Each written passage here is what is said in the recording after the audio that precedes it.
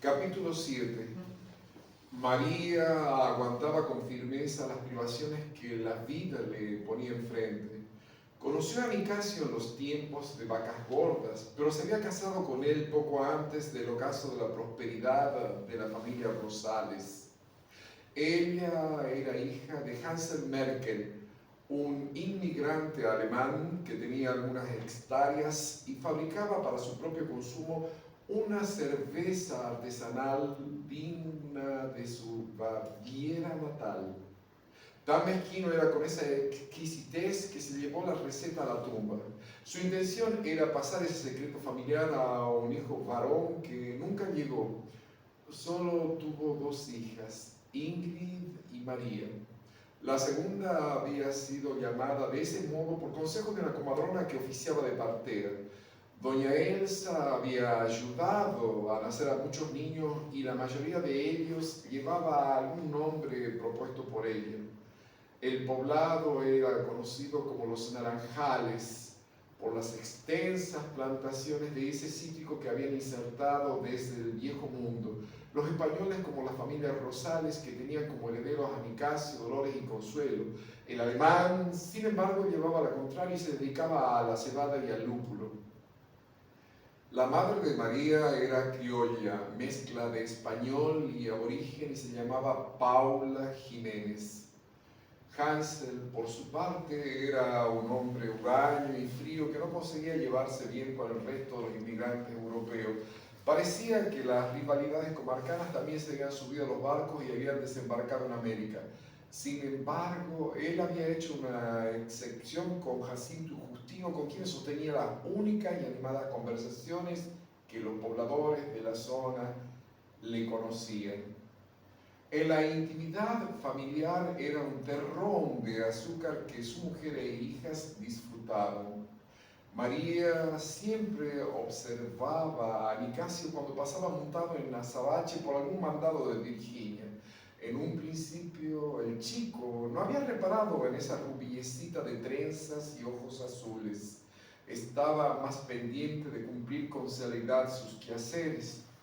Recién comenzó a registrar su presencia en la escuela, en donde la maestra Aurora les contaba alguna que otra historia que disparaba la imaginación de los niños.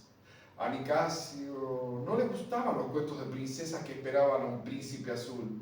Él pensaba que eran boberías y prefería los hechos heroicos de San Martín o de Belgrano, aunque sus enemigos hayan sido los españoles. También prefería la historia de las invasiones inglesas y se imaginaba el horror del agua y el aceite hirviendo que caía sobre los invasores de rojo uniforme desde las azoteas de Buenos Aires. Le parecía escuchar los gritos de terror, ver las barricadas de patriotas que disparaban con precarios fusiles y el triunfo final con la celebración de toda la ciudad.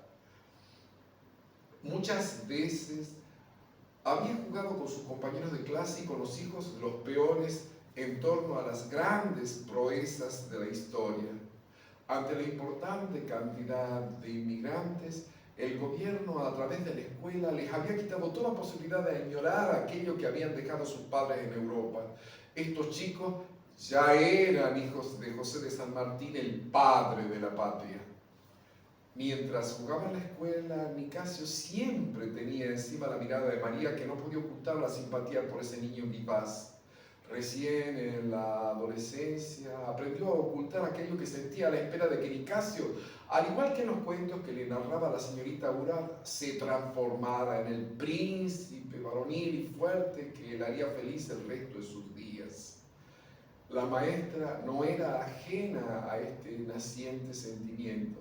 Es por ello que, como si fuese una Celestina del bien, se le ocurrió un modo de hacer chocar esas miradas para atar los dos corazones para siempre. Se aproximaba el día de la bandera y el honor de izarla no iba a ser para cualquiera. Aurora había decidido que serían un niño y una niña destacados por su aplicación a los estudios, su responsabilidad y compañerismo, Nicasio y María. La familia de los niños fueron al acto con sus mejores galas. Ellos acudieron con guardapolvos blanquísimos en sus solapas ostentaban cintas celestes y blancas. La docente les había pedido que cuando se los nombrara pasaran al mástil tomados de la mano. Así lo hicieron, aunque al principio tuvieron algo de vergüenza. Luego, despaciosamente fueron izando la bandera. Fue justamente en ese momento que cruzaron sus miradas y una leve sonrisa se dibujó en su rostro. Ambos sintieron un cosquilleo en la panza y sus corazones latieron en un galope alocado. Los padres inmigrantes aplaudieron con orgullo, aunque un rato antes, a la hora de entonar la canción nacional, se había limitado a mover la boca. Hansel levantó a María con sus brazos fornidos y ella pudo ver el rostro de felicidad en los espejos azules de su padre, unos ojos tan luminosos como los de su hermosa niña. Nicasio recibió los besos y abrazos de Virginia, mientras que su padre le dio 2 palmadas en la espalda y le revolvió el cabello con una mano.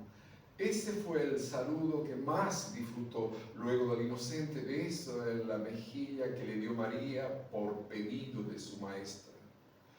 Hansel felicitó a Jacinto, quien le retribuyó el gesto y lo invitó a comer junto a su familia. El alemán aceptó el convite y pasaron un día memorable. Se contaron anécdotas interminables. El español entendió el nuevo castellano con el que hablaba su amigo germano. Dolores y Consuelo jugaron con Ingrid y María. Nicasio, como hombrecito de la casa, se quedó en su lugar en la mesa y escuchó sin intervenir la charla de los adultos. Más tarde se le permitió retirarse para cumplir con algunos quehaceres. Las chicas se le aparecieron en el establo cuando terminaba de ensillar a su petizo y le rogaron que les diera un paseo en su caballo. Muy gentil, ayudó a montar a una por vez y las llevó tirando de las riendas por el inmenso patio. Cuando fue el turno de María, ambos se sonrojaron. Ella se sintió una princesa. Él tuvo una sensación rara, la de un general vencido pero sin armas. Ya estaba perdido. Su corazón había capitulado. María abrió los ojos.